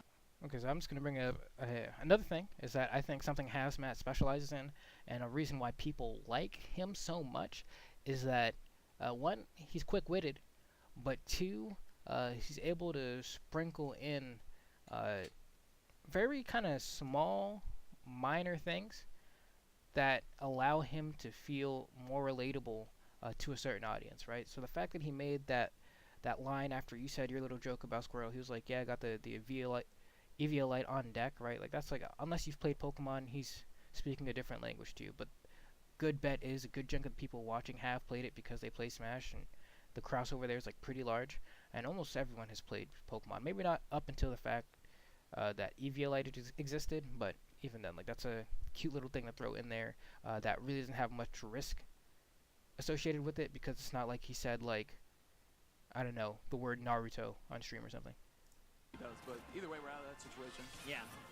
Comes Ivysaur now. It's going to be a little bit of zoning war, but Ned going right to the Charizard. I mean, Ned switches. I really like that, man. He's really, I feel like keeping Nairo on tips of his toes. Yeah. And everyone else, too. But the thing is that this palette has ended Charizard many times, and there's another instance where that happened. Another scenario. And I'm not going to do this for you, but I think it would help you, because I don't want to feel like I'm blowing the scenario out of proportion, but I think if you actually sat down and counted the amount of times you can catch yourself trying to say something and then stopping yourself because you realize Hazmat is saying something, or started at the exact same time you started to say something, that number would be probably over 30. Probably over 30. Maybe even double that. I don't know. But I'd say from this point, it's probably been like 15, 16. Maybe, I don't know, maybe I'm reaching, but I haven't really been keeping tabs on it. Okay, and they're just immediately going to jump right back to the Ivysaur instead. And right there, you see Hazmat's the one trying to talk now, but you just say, like, no, I'm talking right now, and then he just kind of has to respect it. And that's what I'm saying. Like, if you do a bit more of that, it'll be easier, but also make it clear when you're done talking, and make it clear, and he needs to make it clear when he's done talking, so you guys don't butt heads like this all the time. I chalk that up to like a forced error. You know what I'm saying? Like how in tennis there's like errors and forced errors, but in that instance, Nairo's going off the stage and like, oh god, the up air. Okay, big hitbox. Never mind, we're back in this. Ned, I was gonna say he switched to Charizard, flamethrower for a hot second, and he was like, all right, that's good Charizard. Good job, man. Go back. We're going to the Squirtle. 50%. Oh man, this is looking really tough. That up air almost does it. The next one could if it's off that platform. Oh, the up smash is a little bit off its mark. Oh, he got the turnaround back air. I like that. Yeah. Neat. Isn't able to find too much more off of it though. And that's the thing I've noticed is that Ned's momentum has been getting shorter and shorter the longer he fights Nairo, because Nairo is starting to get a sense of the sort of follow-ups Ned looks for, and he stops like falling into the traps. Ooh, that was so nice from Nairo catching. And that's what I like, right? What I mentioned at the beginning of the set, but you know, it had only been like first stock, whatever, you managed to bring attention to something you noticed, right? You feel like Ned is slowing down because Nairo's figuring out his offensive capabilities quite a bit and starting to set traps more, and he's falling for them more. I like that line, but I still think it could be better, right? This is the kind of lens that I want you to look at the game with, because to me as a viewer, I hear what you're saying, and to a degree I understand it, but it tells me nothing. Like, okay, he's figuring it out. How is he figuring it out? What is he doing specifically that is countering what Ned is doing? Or if he's falling into these traps a bunch more, what are some of these traps, right? And sometimes that'll be a question I'll ask my co-commentator. I'd be like, oh, he's falling for these traps somewhere, and I'll be like, yeah, you know, I do feel like that's true. Like, what are some of these traps that, you know, for the inexperienced eye that Nairo's setting up to really have so-and-so fall into the trap here? Is something I might say. And sometimes I've said a line like that, and people have to BS from that point forward, because sometimes people are trying to say something of substance, but there really is no substance behind it. So I'll ask a question like that, and they'll be like, and they'll have to like make something up on the fly to kind of correspond with that. So that's just something I want you to be careful of. If you can explain it in more detail, because then people can't like fact check you, quote unquote, or ask questions like that. But also because then it will give more credit to what you're saying, because to me it's kind of like I tweeted about this before. Someone came into a YouTube comment and was like, Mars is a one-trick pony. Once they figure out his one strategy, he starts to lose from that point every point forward, right? And then someone like commented like, dude, this guy gets like grand finals, he's cleaning out a one-trick pony. But also, like, if you were to ask that same YouTube comment guy, oh, what's the one trick that he's doing over and over, he would be like, you know what I mean? Because he doesn't know. He's just trying to sound smart.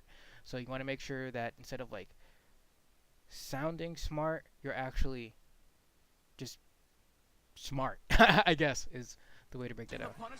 Not to say that this was a scenario of you not like BSing, but I'm just saying look out for that. Close the flame was there to meet him. Very good. Go grab again. Nairo putting him in disadvantage, looking for the back air. Good jump out by Ned. He's been hit by that enough so far in the set. Maybe not. Withdraw actually providing a lot of assistance in recovery. Just that little bit of armor saving his life, but it's still, how does he get off the ledge? That back air is such a good option, man. You can't. I like that your inflection on ledge there, right? Because you want to bring attention to what's happening on the screen, and what you're saying is also very important. How does he get off the ledge? Because he's been stuck in this ledge trapping game over and over and over and over, and he hasn't really found an answer. And when he ends up in that exact same scenario again, and you're talking about it, and Nairo gets this back air to close out the game, you don't want to just like stop what you're saying and say, wow, nice back air, lol. But by saying ledge with inflection, you're able to put more emphasis on what you're saying and more validity to what you're saying, because it directly corresponds with what's happening in the game at that exact moment. So I think that was very good from you. Can't really challenge that move. KO. It's got pretty good range on it, so. Oh, there we go. Look, there's Mars again. Oh, it's on Yoshi's Island Brawl. Okay. I think he's ZSS now. But either way, we're going up 2-0. It looks like we're going to go with, if that universal body language is what I think it is, Ned said run it back. Nairo's watching the stream behind him, too. Yeah, they're buddies, though. You know what I mean? They were ZSS brethrens, and then Nairo betrayed him in Smash Ultimate. Oh, man. But it is what it is. They're both watching the set. They're both so curious. Must be a good set, man. Can we get it on this TV? No, I'm just kidding. We are going to listen. Here's the thing too. Ned definitely is very capable of making this comeback. He played super strong yesterday, like we said, causing an upset over Mars. Nairo, a whole different beast though. His Palutena is definitely taking off with it. Squirtle already taking 22 damage, but you know what? If he gets one party started going, he can tie it up very quickly. Oh yeah, that's the one thing that we're always holding in the back of our mind. We hold our breath every single time Ned finds one of those back airs or a grab, because we know that might just pop up into something really big. The question is though, when it comes to the offstage game, that's where Nairo's actually getting so much more mileage than Ned. Right. Oh, okay. Oh, there we Good go. Catch. Oh, That's done. Okay. Alright, so I think the start of this game is probably the best thus far. I think you and Hazmat haven't really stepped over each other much at all, if at all. And it feels like the flow is much better here. Now you guys are probably going to have like a slight clashing heads, because I don't think two people talking at the same time is necessarily a bad thing in commentary. Sometimes it just happens, and it's fine. It's just a matter of when it happens, if it sounds like two people butting heads or doing it together, if that makes sense. Beautiful. Very nice job. Nice. Pinging Nairo off the stage, taking an early first stock. Let's see what he can find. I love that he's staying with a Squirtle. Let's keep the momentum rolling here. What I really love about that edge guard is Ned was earlier trying to use Ivysaur with a quick hitbox like Dare because it was huge, but the problem wasn't the size, it was the timing. That's so right. he used the long-lasting Bear instead to be able to leverage his bets. You know, and that's... There we go. Now we're cooking with gas, GPIK. Now, from my perspective, you're saying things, and I'm like, yes, that is something very good to point out. Right? It's a timing thing, so he's corrected the timing. It's like, oh, me as someone who's been watching, oh, maybe I just didn't notice that. Okay, now that he's been mixing up the timing, like, I get it.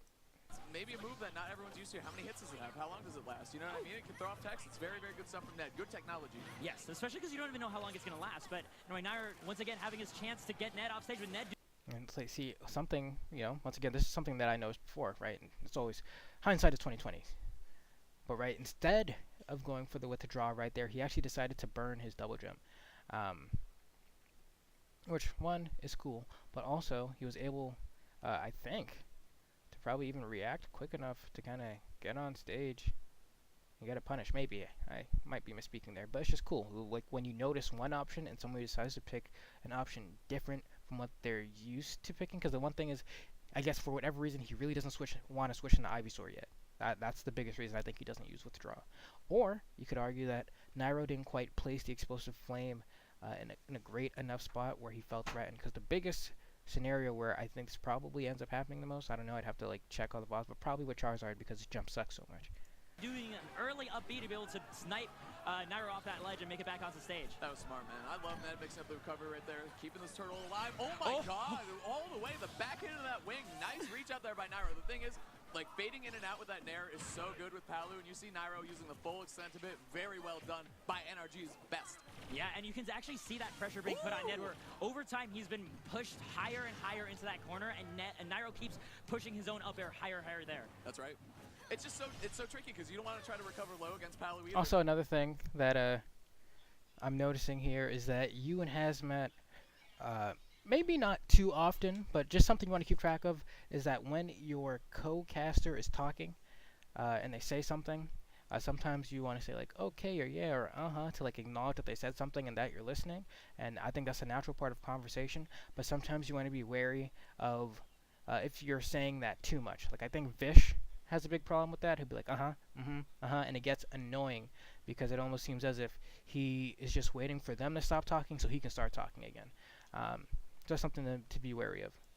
It's like pick your poison, right? Am I going to try to contest or move around the up air, or am I going to try to go low and deal with whatever garbage you can throw at me over there? Yeah. Ooh, okay. Down smash being used greatly as a landing trap because it strings Squirtle even lower below so that the falling aerials can't hit him. Low bodies are a big thing in this game, you know, between Pichu, Squirtle, like they're just hard to hit. Slow down, man. Just slow down. Like, talking about Squirtle, and I feel like the reason the delivery of your words doesn't come out as smoothly as it could is because you're trying to zoom to the sentence, but just slow it down, man. They're pesky. You can see Nairo trying to come in with an air, and he's just kind of soaring over Ned's head. Ned's doing an amazing job. I like the way that he's playing a little more patiently. He realized that, you know, this is potentially my last game in winners. I don't want to just throw it away. I don't want to rush in haphazardly. Yeah. I like the use of the withdraw. Ned is like, even though he's been getting edge guard, he's still doing such a phenomenal job mixing up what he's doing. He recognizes, yeah, right there, he fades back even further away so that he doesn't get caught by the up air, but recognizes he does still have to use some of these recovery paths, even though Nairo's exploited them. Wild. Okay, I don't even know what he was looking for there. He was looking for some crazy stuff. He was looking for the Twitch clip is what he's looking for. But that's the thing. Look at Net. Oh, that was so smart. It was good fadeaway, but good coverage from Nairo. You see the up smash over the ledge. Yeah. Again, very powerful, very tall, very active hitbox too. Can definitely scoop too. So it's a wall of death. Uh-oh. Here we go, Charizard. Yeah, not the Pokemon you want to be on at the beginning of a stock because you'll just take so much punishment. Nah, I mean, Charizard could potentially, with a super hard read, kill Palu right now, but you know what? That's not what Ned is in the business for. He's in the business for the Squirtle, man. Yeah, he likes grinding out the opponent over time and then finding that one clutch moment and disadvantage to bring it all together, but Nairo's still staying on top of things, not being caught by this withdraw. Ned is not going to let up his pressure, though. He wants to keep riding the momentum he has, and it's paying off for him right now. Yeah, he's back. This back air is definitely the MVP for Nairo so far in this set. Oh, the fair. Hold up. He's going to switch. Yeah, he has to. Not out of range of the Vine Whip, so he's forced to use the double jump into the fly, and that's it. He's charged that up so many times for that exact situation. Ned didn't have too many resources left in terms of recovery, so... Oh, hold on. We're back to Mars. Good set by... I'm just kidding. The camera guy knows. He knew. He was like, you know what? That's enough. Great set from Mars. Great set from Mars. Hopefully a great set from Mars. Great set, from Nairo. Man, you know what I'm still thinking about, though? Yeah. Yeah. Game one. Yeah. Just a little bit of that desync issue. Absolutely huge, dude. That was just nutty. It's happened so many times at this tournament, too. Yoshi's... Pro Controllers, this is my least favorite tournament. We saw it actually in doubles as well, like in doubles top 8, remember? Not really. Like Esam had like a killing blow and just then the controllers Tweak had the killing blow, it was Young Link with the up B. I remember, it was again. And I think by this point you guys are like pretty buddy-buddy. Like I actually think that third match was probably the best out of the 3 matches in that set. I think that third match, both of you kind of hit your stride and it was starting to feel a lot more natural. And you know, especially by the third game in a set, you pick up a lot more like the habits, and you're developing a story throughout the set. And I think that's something you did very well on. And now this is kind of like I'm assuming you guys switch out after this, so I'll go ahead and watch this, and then we'll go ahead and go back to the things I listed earlier, and I'll give you like an arbitrary rating of how I think you did in those categories. Against you, Sambo. Oh, okay. He was done anyway, so he couldn't really do a whole lot. So I guess we have a lot more action coming to you guys from Frostbite 2019, but we are going to sign off for now. GPIK, thank you so much, man. It's a pleasure, as always. Absolutely. All right, man. So stick around, keep all the Twitch streams open, and we'll be seeing you.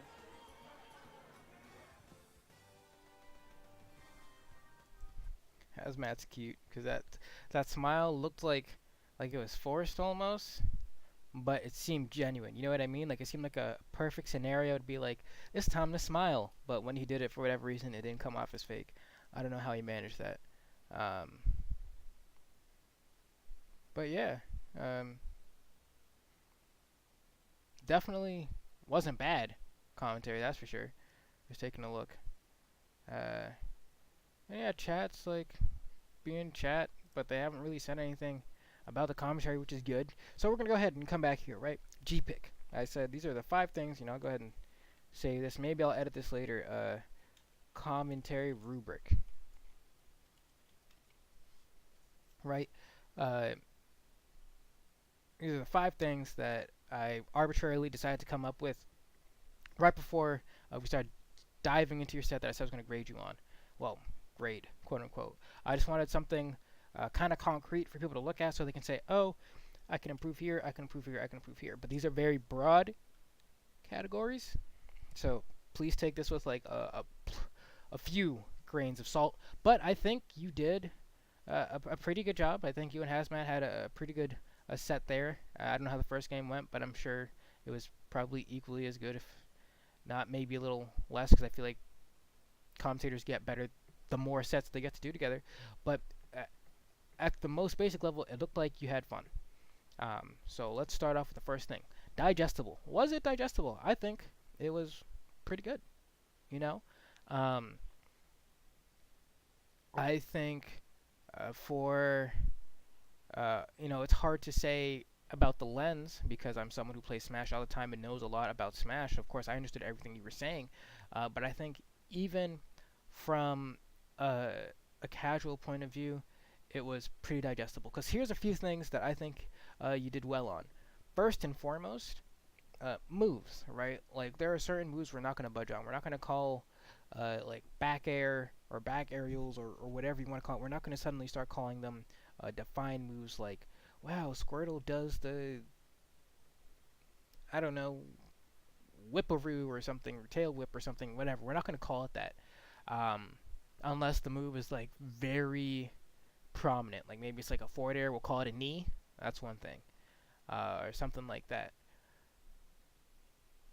But in that scenario, I'd say you did pretty good. I think it was pretty digestible. I think something you did really well with was naming special moves, because that's something I'm very particular about myself. I try to be pretty good about. For people who have played the game, calling it like up B or side B or down B or whatever can get a little confusing, especially if they don't play the game, they don't understand the controls of the game. Calling it side B, whatever, can be really hard for them to understand. So I always try to call any special move by its quote-unquote official name, right? So you didn't call Charizard's up B the up B, you called it Fly. That's good. You don't call side B, you call it Flare Blitz, you call it Withdraw, you call it, you know, Water Gun or Razor Leaf or Vine Whip. That is good. And I argue more preferable than just calling it by the notation. Sometimes it's going to happen. Sometimes you're just going to be like, oh, that's a side B. That's whatever. It's not a huge deal, but I think it's always better to call the move by the name. And that was something that got hammered into my head when I did League of Legends. They didn't let me call anything QWER or ult. Well, ult you could do because that's whatever. But I'd have to say, well, let's say it was Morgana. I'd have to say it's Dark Binding, Soul Shackles, Black Shield. I had to call it specifically by what the move was called. So I think that's something you did really well on as well. And I feel like as a commentator of your level and with the resume that you have, it should be no surprise that you've gotten the mileage that you've gotten by being digestible. It's something you did really well there.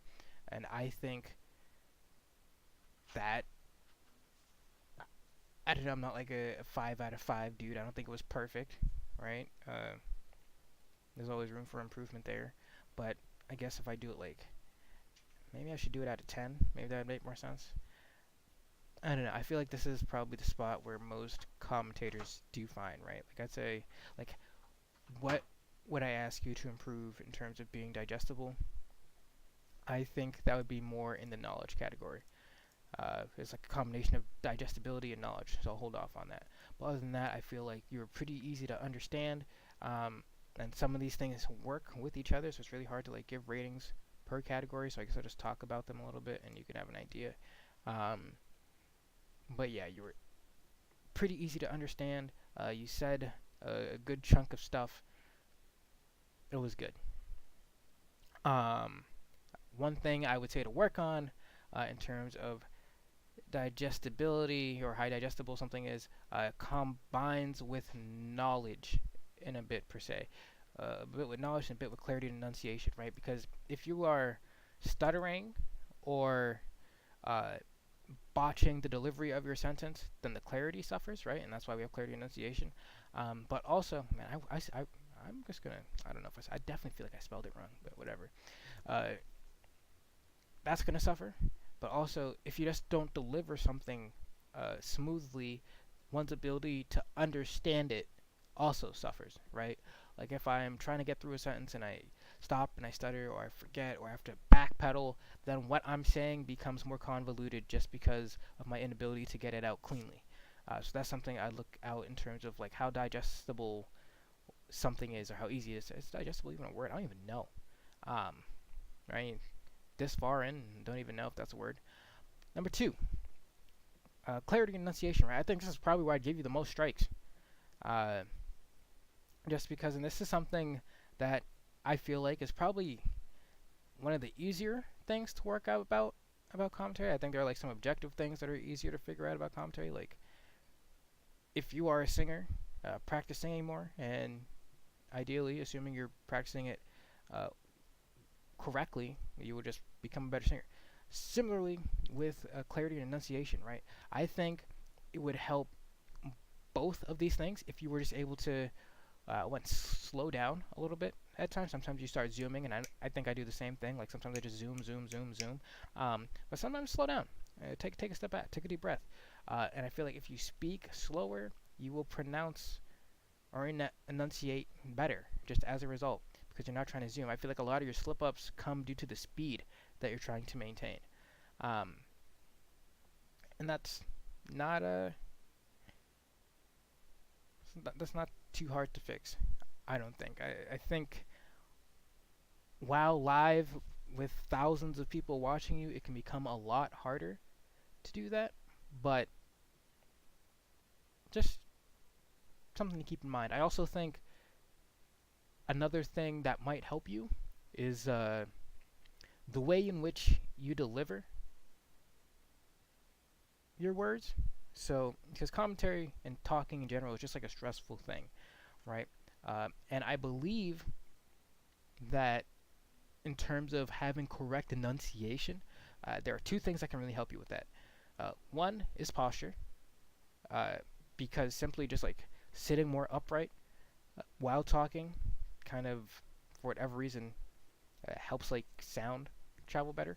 But two, especially if there's a particular moment that you want to deliver well, making the distinction to a kind of like speak with your chest, kind of like with your diaphragm, as opposed to with your throat, will make whatever you're saying come out clearer, right? And it's something they kind of tell singers, right? There's a difference between singing with your throat and singing with your diaphragm.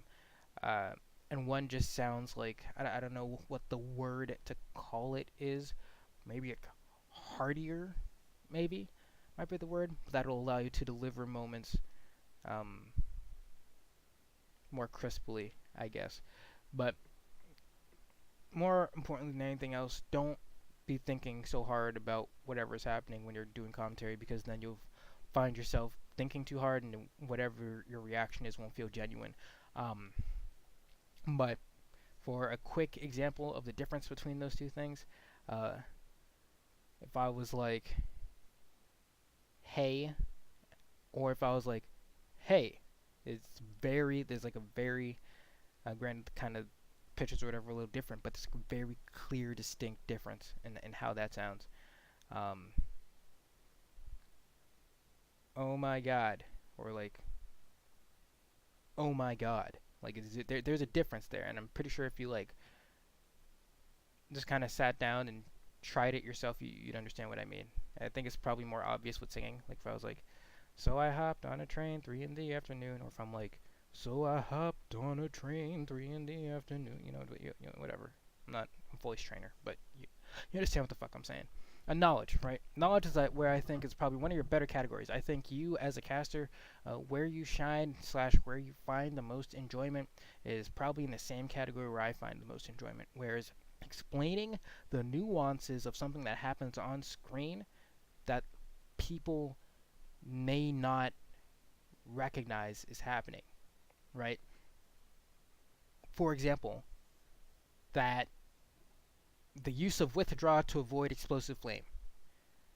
Now that's not like super nuanced, but it's like kind of the idea of something like, wow, he did this to do that, and that's one of the nuances of the matchup that makes it so fun and interesting. Or, you know, sometimes it gets like a lot deeper where it'll be like, oh man, the reason he was able to do this move and beat out Nairo is because this move comes out on frame 3, and Nairo's quickest move comes out on frame 4, and because of that, assuming this was a frame perfect world, he was able to get his button out faster just because it is faster. Rather, he wasn't able to get his button out faster, but he was able to hit Nairo because his buttons are faster than Nairo's, right? That's something where like, that's super knowledge, right? That's almost geeking at that point. And that's not necessarily the kind of knowledge you need to display on the commentary grind, because there's a finite point between being a commentator and an analyst, and I feel like when you start getting that deep into it, you're hitting the analyst role. But if you're able to recognize something like that while doing commentary, cool, say it. It helps. But I don't expect you to have that super in-depth knowledge, because why would you? That's weird. Okay, but things like frame data or whatever or nuances of abilities and moves and matchups are useful. For example, I think a really good one that like I feel like every commentator in the world except the people who are commentating that like Shuton Richter shit is the fact that the reason you would choose Richter over Simon is because of the color of the flames, right? I feel like almost every commentator knows that, but a lot of players don't. A lot of commentators know that. I don't know why that's just one of those things that commentators know and most people who are players do not know. But that's the reason, right? They have different elemental properties, the blue fire, the red fire. One will hit the Pikmin, one won't, and that's why you would pick Richter. And that's like a kind of small thing that most people watching will not know, but is important for you as a commentator to know because that allows you to know the intricacies of matchups or whatever, and it shows your familiarity with the game. So I feel like knowledge, pretty good. Enthusiasm, I think your enthusiasm was pretty good, right? Like I don't, and this is another thing I think is your strong suit. I don't think at any point when you're talking about a game, at least that from I've noticed when you do commentary, admittedly it's not like all the time that I see it, but whenever you're talking, you seem genuinely interested in what you're talking about, and I think that's great. I think that's absolutely great, right? You laugh, you have fun talking about whatever it is you're talking about. I really enjoyed it. Do I think you could be more enthusiastic? Maybe. Right? Like if we're on a scale of new kid at a local to EE, sure, you're not like over the top EE, but I think enthusiasm, like especially in those bigger moments, maybe is a spot where you could decide, hey, I'm going to be a little more enthusiastic. But no, other than that, I think you were pretty enthusiastic about what you were talking about, and you can't really force interest into something. But that's the thing. Even if something's not exciting, I expect you to kind of maintain the same level of enthusiasm. I guess that's the difference, because enthusiasm is kind of a measurement of how hard you're trying to be involved or interactive with something, and one of them is just like your genuine ability to just kind of watch something and feel excited, right? You can have enthusiasm without being excited for something, and that's kind of our jobs as commentators. So I feel like that was like pretty good as well. Now synergy, I think, is somewhere where I dock some points there. I don't think it was a bad cast at all. In fact, I'd argue it was pretty good, but I definitely say that the synergy, at least for, I mean, you guys only got 2 sets together, so you didn't really have like a whole lot of time to warm up to each other, but I think that is definitely somewhere where I dock points. You guys talked over each other. Well, I don't even know if talked over each other is really the word there. You guys butted heads a lot, or like more like you try to talk a lot and couldn't find the opportunities, and it didn't seem like Hazmat was privy to the fact that it was happening a lot. And I don't know if it happened like that in the first set either. Maybe it didn't, but that's definitely something that like made the cast, to me, as someone who's trying to look back at it and kind of take it apart, suffer quite a bit, because I just want to hear 2 boys at it, talking, having some fun. Maybe you stutter here and there, but it was frequent, and it seemed like you guys couldn't quite figure out the designated roles for yourselves until about that 3rd match, where I felt like you decided to take a step back and do more of a analytical type role, and he'd bounce off of it a little bit, and then maybe you guys would take turns doing play-by-play and whatever. But that was the part that felt like, for me, that suffered a little bit. And that's not necessarily a bad thing. Well, no, it is. It is a bad thing. I take it back. No, having not great synergy is a bad thing. But it's something that can be worked on, right? Because you guys just having like that kind of problem here doesn't mean it's the problem that's going to stay, right? And synergy is only something you can get by working with someone more and more. But I will say that there are steps that can be taken to make it so that even if you're working with someone for your first time or your second time or one of a few times, that can make it so that you and that person you're working with for the first time have more synergy out the gate, right? So for example, you talk kind of fast sometimes. I don't know if that's how you talk all the time, but I know myself included, I also talk fast at times. If I say, hey, so and so, who is my co-caster, I have a tendency to talk fast at times. Please either signal to me or let me know somehow if you feel as if I'm being overbearing or talking too much or talking too fast, so I know how to tone it down. That sets it up so that when I'm talking with that person and they feel like it's one of those moments, they feel comfortable doing it. Because it's one thing, right, if you feel that way but you don't have that precedent set and now you're thinking about, oh crap, how am I going to let them know? And then usually in that scenario, at least for me, I think that people decide rather than letting them know, I'm just going to like try to create a solution or a workaround to make the cast still work rather than just going directly at the problem and making the cast work effective immediately.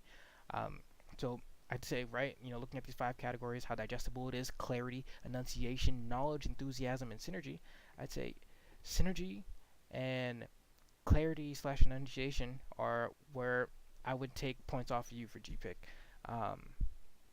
Enthusiasm, I thought the enthusiasm was great, man. I was excited to watch. At no point watching that match did I feel as if like I wanted to mute the commentary or go do something else. Now the one thing I will say is something to be conscious of is how you retain an audience, right? And to some extent, if someone's not interested, they're not interested. There's nothing you can do about that. But alternatively, like that was a good set, right? It was fun to watch. The action was high paced. If it's Olimar Dittos or like I don't know, Olimar, really any matchup versus Olimar can be like kind of a pain. But like, let's say it's like Olimar. Now let's say it's Puff Dittos in Melee, right? Because everybody hates Puff Dittos in Melee, right? How are you as a caster going to not only be enthusiastic, because the enthusiasm only goes so far, right? Like Puff Diddles are still Puff Diddles. You can be enthusiastic about the fact that they're back airing each other, but the fact is they're back airing each other. How are you, as a commentator, going to make people not only interested in it, but want to watch it, right? Because sure, if you sound boring and uninterested, people aren't going to want to watch. But also, if people already have a tendency not to like something like this, or if there's a precedent of what's exciting and what's not exciting, and it falls under the precedent of what's not exciting, you have to make it entertaining in some way, shape, or form. Because I always say, yes, we are commentators, but I always say our primary job as commentators is to be entertainers. People are listening to us because they want to be entertained and maybe learn something from what we have to say. You'll always find people say like players make the best commentators and whatever. I think that's bullshit. All right. I think for players they have the ability to give insight a whole lot better, and that's useful. The vast majority of people watching are not people who play at their level though. So they can give all this insight. They might find it useful, but to a lot of people, one, it'll go over the head, and two, people are watching because they find it fun to watch and maybe to learn something. But if they're looking to learn something, they need to take that video to an analyst, right? Commentators are not analysts. They are, but they are not. They can break things down to a certain level, but you can't expect a commentator to sit down and break down a set in depth while it's happening. There just isn't enough time, right? But what players are better at doing is that they're better at acknowledging certain interactions that they are familiar with. Well, specifically top players, let's say, because, whatever. That they've maybe seen 1,000 times, and because they've been in that scenario before, they're able to provide insight as to why something's about to happen, or maybe a habit that somebody has, or something like that. But I do not think there's a 1-1 thing there where players necessarily make better commentators, because a lot of the people who like to gas up players for their ability to kind of their knowledge aren't looking for commentators, they're looking for analysts. Because the moment it's like, oh my god, like Zero's so good at explaining this, that, and that, or the knowledge behind this and that, but then it's like, alright, well, one, I'm just using Zero as an example here, but like, alright, clarity, enunciation, ass. Off the bat, it's ass. And he has an accent, right? That's not fair. Like, dude, English isn't his first language. But your job is to talk. Like I can't just like you don't get a pass because it's not your first language. If you're gonna sit and cast in English, you need to your clarity needs to be good, your enunciation needs to be good, right? Enthusiasm, knowledge, synergy, how digestible something is, that all comes from experience of being in the field. And because you're good at a game doesn't necessarily mean you're good at explaining anything to anyone, nor does it mean that you're good at talking. Talking is a skill. Believe it or not, we do it every day, but to talk well to an audience, that's a skill. That's why public speaking is a skill, and that's why there are people who are good public speakers and people who are bad public speakers, right? You can't tell me that, pulling, I don't know, let's say someone like Big Dick Billy, he had pretty reasonable accomplishments in Smash 4 and Ultimate, and putting them on the mic is going to be better than having someone like EE on the mic. It's not. And EE's not good at the game. He plays the game, but he's not good at it. So, it's stupid for people to say that. But rant aside, I'll go ahead and close this up. Digestible, I think you did a pretty good job there. I don't think there was any moment where I was like, I don't understand what you're saying, unless clarity, enunciation, your delivery of a sentence somewhere upon that came to the picture and kind of made me forget what you were saying. And also be careful in scenarios where you're trying to explain like a nuanced scenario or something about habits or whatever, that you deliver those lines succinctly, because if you go too long into the logistics of it, people will lose sight of what you're talking about. Knowledge is pretty good, I'd say, but I think this is a spot where everyone's lacking right now, right? We're using our Smash fundamentals from other games to kind of carry us into Ultimate, but very specific things about characters and character-specific knowledge, I think we're going to be lacking for a while and for a long time. But Pokemon Trainer, Palutena, both fairly common characters, especially Palu. I expect a certain degree of knowledge around those characters, and it seemed from my point of view that you had that, right? Yeah, but that's another thing. Like for knowledge, quickly, I'll just point out that toward the end of, not even toward the end of the set, but something else about the set that like you could point out is that whenever Ned would use a side B, right, with Squirtle, he wasn't allowed, because a lot of times he uses that move, he hits your shield, bounces off, he's like fairly safe, right, depending on like the character he's up against. Was never allowed to hit Nairo from the back because back air out of shield would reach Squirtle every time he did that. So it's like those kind of things, like, is the character's back air fast enough to punish it? And those are the kind of things where I'd like to be pointed out. Because let's say like I did that side B onto someone like Shulk, right? Shulk's not gonna be able to do shit. What is he gonna do? He can up B out of shield, I guess. Reverse up B out of shield to hit me, but he can't back air out of shield because it'll come out too slow. Similarly, probably the same for Charizard. I don't know the frame data, but it's these kinds of things, right, where it's very specific to the characters on the screen and not just in general about the game. Enthusiasm, I already said your enthusiasm was great. I like it. One thing is to kind of play with the energy of a cast a little bit, because yes, being enthusiastic is great, but also keep in mind like how you keep it pushing. You know what I mean? Like if you are like, for example, the easiest way to point this out is Asti in the past, right? Or I'd say Hungry Box now. Screams at everything, dude. It'd be like back air, and that's why I said Asti in the past. I think Asti's gotten a lot better as a commentator, at least for Smash, as of late. But Hungry Box would be like, somebody lands a back air at 0%, they have 3 stocks, and you'd be like, oh my god! And it's like, bro, why are you screaming? This is just the exposition of the match. There's no reason to get that excited or anything yet, right? So especially if you're like prepping for something, you think something's coming, like yeah, sure, get your energy levels up a little bit. But otherwise, like if like some stuff's happening in the neutral, and maybe it's like a strong punch or whatever, don't feel like you have an obligation to bring immediate attention to something. like that, right? And if you're able to play with your energy throughout the cast, when something really exciting happens, yeah, you can be really excited for it when it happens. And if something like not all that great happens, not to say that you need to like sound bored or anything, but your distribution of energy can really make the highs of a set seem that much higher.